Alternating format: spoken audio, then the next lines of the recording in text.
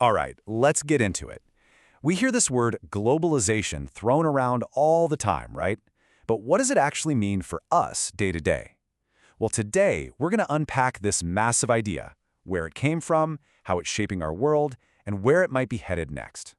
So the big idea is pretty simple, really. No country is an island anymore. I mean, from the job you have to the food you put on your table, our lives are all tangled up in the economies of other countries. It's this huge, invisible web of trade, money, and technology. Okay, so it's easy to hear that and think it's all just some abstract thing that economists talk about. But it's not. This whole global system has very real, tangible effects on all of us every single day. I mean, just think about your last trip to the grocery store. You're basically taking a mini tour of the world economy without even realizing it. Look at this list. Bananas from Ecuador, apples from New Zealand, grapes from Peru. This seems totally normal to us, doesn't it? We just grab them. But that simple fruit basket, that's globalization right there in your shopping cart. You know, there's this old saying that just nails the idea of economic interdependence. A problem in one big economy can send shockwaves across the entire planet. We saw this happen in real time during the 2007 financial crisis. It started in the US housing market, and boom, it spread like a virus, causing recessions all over the world. So, let's put a proper definition on this. At its core, globalization is all about that growing interdependence. But here's the thing, it's not just about money and trade. It's also political, with countries forming alliances. It's technological, with an idea in one country showing up on your phone seconds later. And of course, it's cultural, as we all watch the same movies and share the same memes. So what lit the fuse for all of this? Well, it was a mix of a few key things. Huge leaps in technology, from the steam engine all the way to the internet, basically shrunk the planet. That tech made it way, way cheaper to ship things and send information across the globe.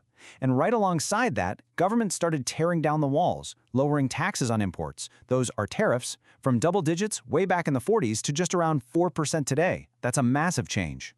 But you got to remember, this didn't all just pop up overnight. Globalization isn't one single thing. It's a process that has really rolled out in 3 distinct waves over the past 150 years or so. So the first wave, way back when, was all about steamships and the telegraph. Then, after World War II, the second wave kicked off.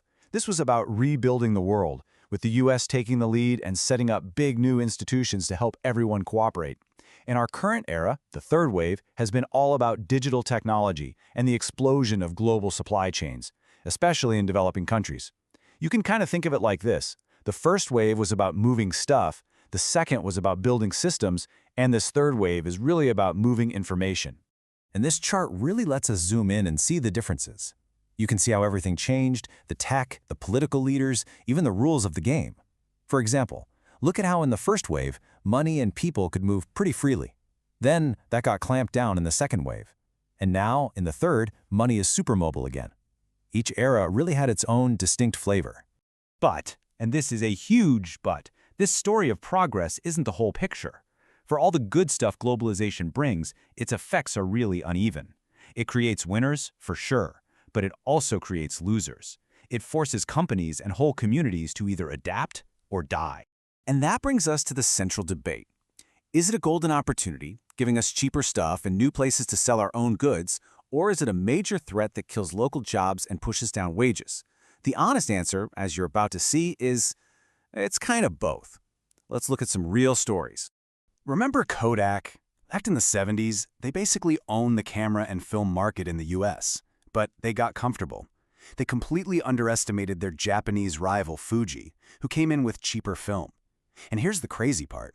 Kodak actually invented one of the first digital cameras, but they buried it because they were scared it would hurt their film sales. By the time they decided to get serious about digital, it was way too late. Or how about Schwinn, the classic American bicycle? For decades, they were the bike to have. But as global trade opened up, competitors in Asia started making bikes for way, way less. Schwinn tried to compete, they moved their factory, but the quality just fell off a cliff. And eventually, they went bankrupt. Now, the Schwinn bikes you see are made in China. But hold on, because this isn't just a one-way street of jobs leaving. These same pressures are forcing incredible innovation, and some companies are figuring out how to compete by actually bringing manufacturing back to the US. A perfect example is Stanley Black& Decker. They bought the Craftsman tool brand, which, you guessed it, had been outsourced to China. But instead of keeping it there, they spent $90 million on a brand new, super high-tech factory in Texas. By using robots and advanced machines, they could pay higher American wages and still come out ahead with a massive 25% jump in productivity. Pretty smart, right?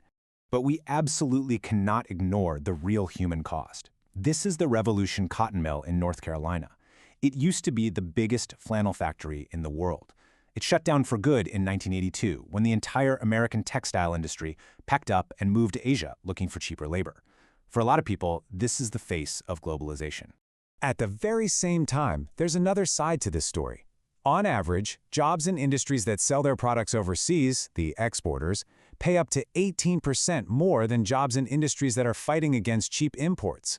So yes, some jobs are lost, but other, often better-paying jobs are created. And really, this slide sums up that constant push and pull. On the one side, you've got more efficiency, cheaper prices for consumers, and those higher-paying export jobs. But on the other, you've got real job losses, pressure on wages, and a deep sense of anxiety for a lot of people. It's a trade-off, and it's not always an easy one. So, this all leads us to the biggest question of all, the one everyone seems to be asking these days. With all the chaos we've seen recently, are we watching the end of globalization? And you can see why people are asking. I mean, just look at the last decade or so. The system's been rocked by one shock after another. A massive financial crisis, the rise of more nationalist politics and trade wars, and then a global pandemic that just shattered supply chains and slammed borders shut. But here's the catch. Just trying to slam on the brakes and reverse globalization isn't a simple fix. As you can see here, trying to deglobalize comes with its own huge set of risks. Things like other countries hitting us back with their own tariffs, getting left out of important new trade deals, and maybe even breaking the whole system that keeps markets mostly open and predictable. So what does this all mean? Well, the big takeaway is this. Globalization isn't dying, it's changing. The old model, the one that was led by the West and was all about moving physical things around in shipping containers, that's evolving. The next phase seems to be all about digital technology and data, with new players like China taking on a much bigger role. And that leads to a really powerful thought. The whole game is changing. The countries that were on top during the last wave of globalization, well, they might not be the ones on top in the next one. We're living through a major rebalancing of the world. So we'll leave you with this to think about. The real question isn't if our world is going to stay connected. It is.